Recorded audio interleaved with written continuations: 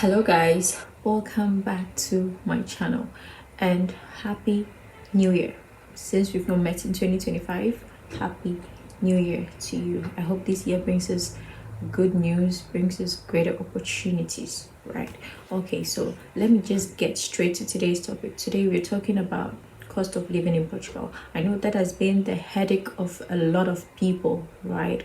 The cost of living in Portugal. Most people relocate to Portugal because there's a perception that it's a lot cheaper to live in Portugal. Yes, some way, somehow, it could be true, somewhat true, because comparing it to other European country, yes, it is relatively cheaper, but of late, because of the influx of foreigners, cost of living is like running on Usain Bolt speed, right? So it's kind of getting more difficult.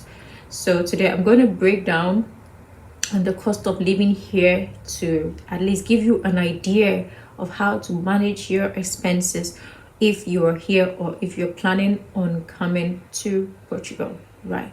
So we first start from the minimum wage. The minimum wage in Portugal was 850 euros, but now it's been increased to 870 euros. So the minimum wage is, if you're working here in Portugal, per government regulation, you are not allowed, or you are nobody is supposed to pay you less than that minimum wage, which is 870. So the minimum salary that you're going to get if you're working here in Portugal monthly is 870 euros. So now everything I'm going to do will be around that 870 euro. We are going to break it down on how you are going to spend, or you're going to manage that 870 euro. I mean, compared to other countries, 870 euro is like nothing. So, but that is, unfortunately, that is the minimum wage here in Portugal. That is why we say Portugal, the minimum wage is very low, but the quality of life is quite high, depending on how you manage your expenses, right? So come along with me, let me take you through it. So let's say, for instance, I earn 870 euros per month. The first and most important thing to think about is your rent. That is that is inevitable. You need to take your rent out every month, because if you miss out on your rent, you're going to be thrown out. So rent is quite important. So we take our rent out of that 870. Now your rent, the cost of your rent depends on which part of Portugal you're living. Obviously, if you're living in the cities, yes, it's going to cost you more than if you are living in the not so urban areas. So let's take, for instance, Lisbon. If you are living in Lisbon, you should expect a rent for a single room, which means you're sharing the living room, you're sharing the kitchen, and most times you're sharing the washroom. So it's just the room that you're paying for. If you're living in Lisbon, you could get that for from 500 to 600 euros. If you're living in Porto, you are going to get that from, let's say, 400 euros upwards. But if you're living in, for instance, Algarve, yes, Algarve is lately very expensive. It's catching up to that of Lisbon and Porto, because there are a lot of foreigners coming in here. So if you are in the Algarve, you should estimate from 350 to 400, sometimes 450. From 400 to 450, if you are lucky, bills will be inclusive. When I say bills, like utility bills, light bill, water bill, will be inclusive in that 400, 450. If it's 300, probability that you are going to pay extra money for the utilities is very high. So let me use the Algarve for instance. If you are living in the Algarve, your monthly rent is 400, bills inclusive, like your utility, that is light and water inclusive. So you're paying 400 for just one room. Okay, so your other expenses, after you take your rent of 400 euros out, you are going to be left with 470 euros, given that we are working with the 870 minimum wage. So after your rent of 400, you are left with 470 euros. Now the 470 euros, that is what you are going to manage for the rest of the month. So let's break that down. First, aside your rent, every month you need a monthly bus pass. That is a card that you buy that gives you access to public transportation. So the public transportation, you can use that card to just enter any public transportation, and then you just move around. Public transportation, I don't mean Uber and taxis. No, Uber and taxis you would pay, but these are the government or whatever regulated public transport. They are the bigger buses or the smaller buses. So in each city, I know they have those kind of public transportations. So you get that bus pass. It gives you access for the whole month to all the public buses. So depending on the city you are in, but it mostly ranges from like 30 to 50 euros. I don't know of anywhere which is more than 50 euros, but let's just work within that. So let's say you are in the Algarve and you are paying a monthly bus pass for 30 euros. So aside the monthly bus pass, you would probably want internet on your phone. If you want internet on your phone, you can get from like 15 euros to 20-30 euros depending on the network you're using. For most students in the Algarve, they use Leica, which is probably the cheapest, from like 10 euros 15 euros thereabout. But for the sake of this video, let me just run it up to like 20 euros, because if you're using the other network like the Mio, Vodafone, you're going to pay more. So let me use 20 euros as the internet on your phone for 20 euros, internet and call package for 20 euros monthly, unlimited for a month. That plus your bus card, 20 euros plus your bus card of 30 euros is going to give you 50 euros. So aside that, the next thing is what? Food or groceries. If you are someone that likes to cook at home, right, nowadays we do a lot of meal prep, because sometimes it saves money and it saves time as well. So if you cook a lot at home, you're able to put things together to make enough food for yourself.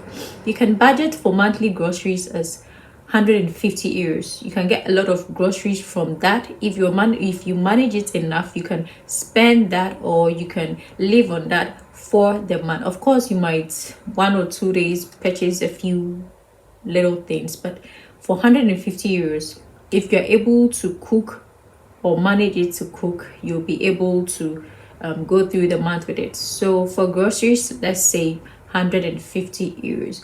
But if you're someone that likes to eat, I don't know, eat so much, then 150 euros will not be enough for you. So you might probably budget like 200 euros or something thereabout. But for the sake of this video, again, let me use 150 euros. So 150 euros plus our already 50 euros gives us 200 euros. 200 euros for monthly bus pass, for internet, and for groceries. So added to our rent is 600 euros minus 600 from our 870 euro. We now have 270 euros left. Right. So the next thing I'm going to talk about is eating out. If you're not someone who likes cooking a lot, or even if you can be someone who likes cooking, but once a month or twice a month or something like that, you want to eat outside. For me, sometimes I eat outside with my friends sometimes. So if, let's say, every week you eat outside once, so making 4 times a month, you go outside, you go to the restaurant and you eat, that is also going to increase your expense. And if here the restaurants, you can budget from a minimum of 20 to like 30 euros, depending on the class of restaurants, if I should say.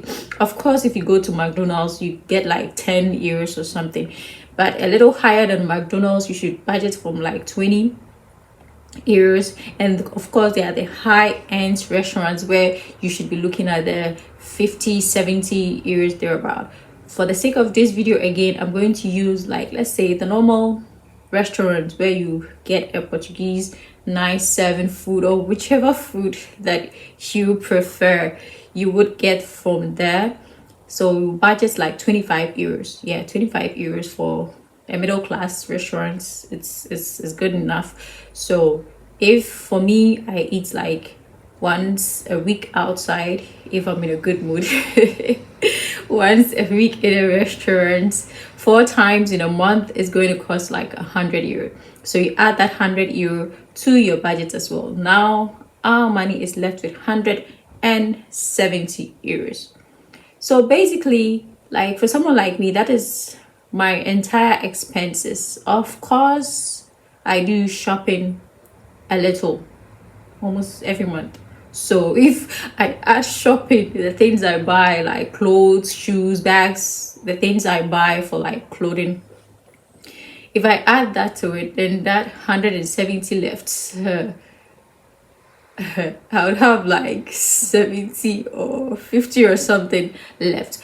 But if you are not someone who likes to buy, then you have 170 euros left in your pocket, right? So basically that is the expense that you would be making: your rent, your internet, your monthly bus pass, your groceries. That's all you need, except that you need other things. If you need other things, and those other things are not something that I think you would be needing monthly, maybe one time purchase or twice purchase or something, that's all. So with this estimate that I've given you now, we are left with 170 euros. So that 170 euros, you can save that, or if you have other expenses back home or something, you can use that, right?